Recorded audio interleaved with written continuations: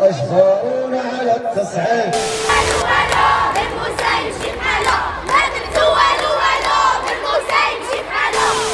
التلاميذ كنطالبوا بحقنا في التعليم. كاد المعلم ان يكون رسولا. الوالدين ديالنا ما عندهمش الامكانيه باش يقريونا في الخصوصي. واش اللي عنده 4 العيال غيقري في الخصوصي؟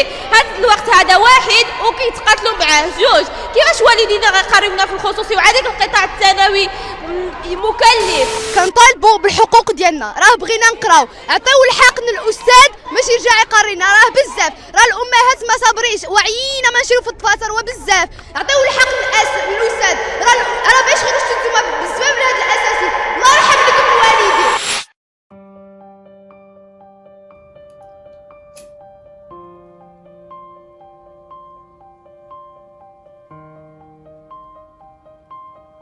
يا تعليم بلادي، واش غتبقى هكا حتى الشعب يلبس لك حل؟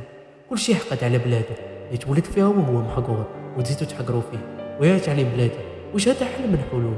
تبقى مفراني ولاد المستقبل ديالك كلهم يضيعوا وما تلقى اللي يحميك في القريب العاجل، وتا حق من حقوقهم عطيتيها ليه. ويا تعليم بلادي، امتى نشوفوك نفتخروا بك بالقدام الدول؟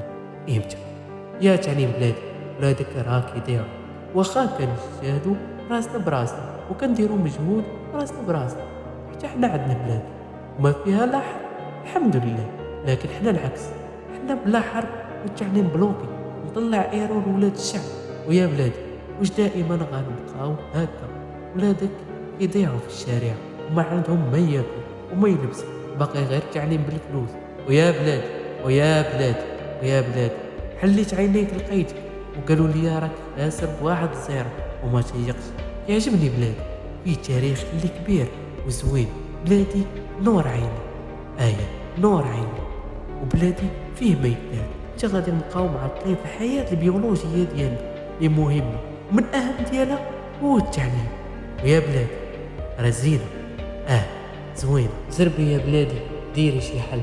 راه الشعب من أحسن الشعوب، والله راه عندك من أحسن الشعوب اللي كاينين في العالم، كيبغيو بلادهم بواحد الدرجة اللي ما يمكنش وانا منهم، اللي زاد شيء على حده انقلب لضده.